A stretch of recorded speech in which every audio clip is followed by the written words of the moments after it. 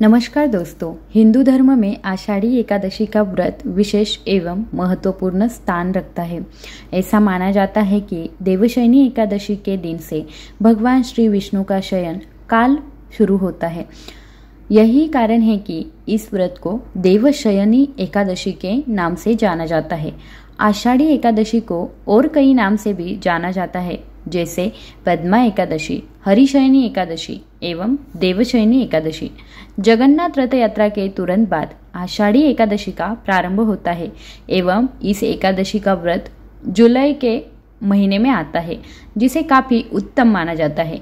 भगवान विष्णु के योग निद्रा में जाने के बाद 4 महीनों तक किसी भी प्रकार के कोई शुभ कार्य नहीं होते हैं, क्योंकि भगवान विष्णु इस समय योग निद्रा में विराजमान रहते हैं। सूर्य, चंद्रमा और प्रकृति के तेज इन 4 महीनों में काफी कम रहता है। ऐसी मान्यता है कि इन 4 महीनों में सभी धाम ब्रज में आते हैं। इस कारण ब्रज यात्रा भी काफी शुभकारी मानी गई है।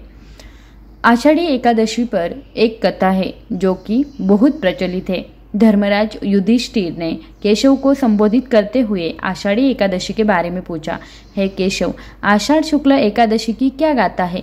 इस व्रत को किस प्रकार से किया जा सकता है एवं इसका पूजन किस तिथि करने से कार्य मंगलमय होता है?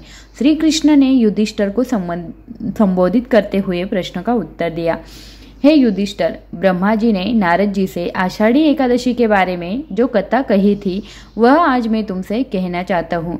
नारद जी भी ब्रह्मा जी से यही प्रश्न किया था।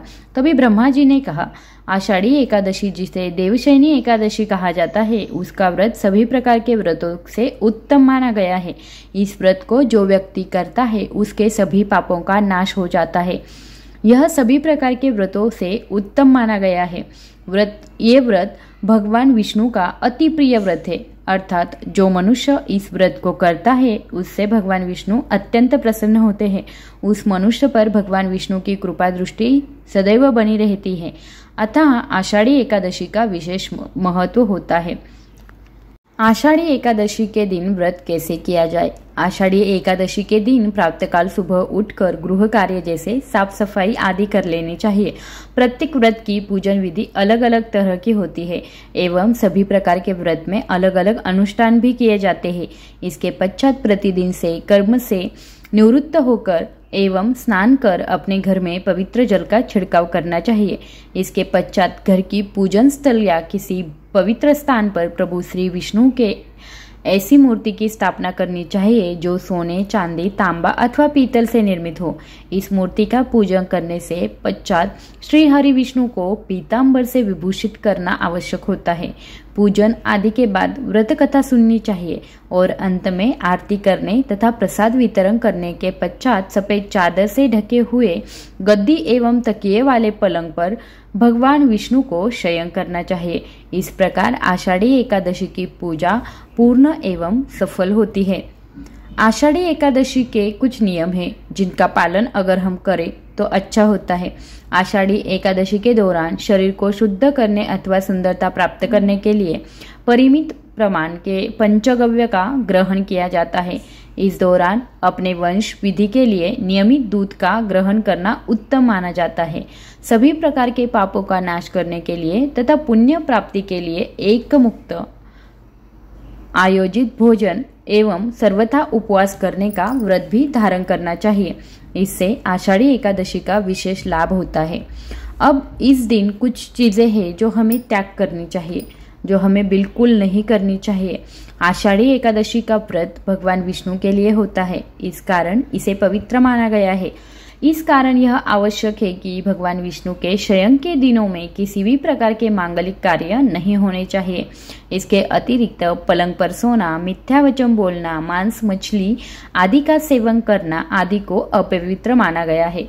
इस दिनों भोजन में मूली, बैंगन आदि सब्जियों का भी त्याग करना चाहिए। इस व्रत को करने से क्या फल मिलता है? तो इस व्रत को करने से व्यक्ति की सभी मनोकामनाएं पूर्ण हो जाती है। इस व्रत के विषय में ऐसा कहा जाता है कि जो व्यक्ति यह व्रत करता है, आषाढ़ी एकादशी के इस व्रत को करने से विशेष लाभ की पूर्ति होती है। पूरे विधि विधान से करने पर इस व्रत का फल मिलता है एवं भगवान विष्णु की कृपा दृष्टि सदैव बनी रहती है। इस व्रत को करने के पश्चात सुख समृद्धि एवं वैभव की कमी नहीं होती, बल्कि माँ लक्ष्मी सदैव विराजमान रहती है। इस दिन हमें मांस मछली का भोजन नहीं करना है।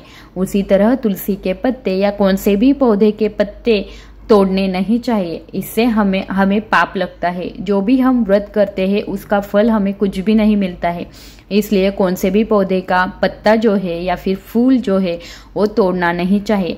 भगवान श्री हरि विष्णु को जब हम तुलसी का पत्ता जो है वो प्रसाद में चढ़ाते हैं, तब आप अगले दिन मतलब दशमी के दिन ही वो तोड़कर रख सकते हैं, उसको साफ करके पूजा में यूज कर सकते हैं। बाकी जो फूल वगैरह है वो भी आप अगले दिन से ही तोड़ के रखें। उस दिन के पहले से ही ये व्रत शुरू होता है, इसलिए मांसाहार अपने पूर्णता वर्ज्य रखना चाहिए। इस दिन किसी को भी गाली नहीं देनी चाहिए या किसी से भी बुरी तरह से बिहेवियर नहीं करना चाहिए। तो यह है आषाढ़ी एकादशी के फायदे। आषाढ़ी एकादशी का व्रत कैसे करना चाहिए, उस व्रत का क्या फल मिलेगा और व्रत करते हुए हमने कौन सी गलतियां नहीं करनी चाहिए। आई होप कि आपको ये वीडियो अच्छी लगी होगी तो लाइक शेयर और सब्सक्राइब तो बनता है। धन्यवाद।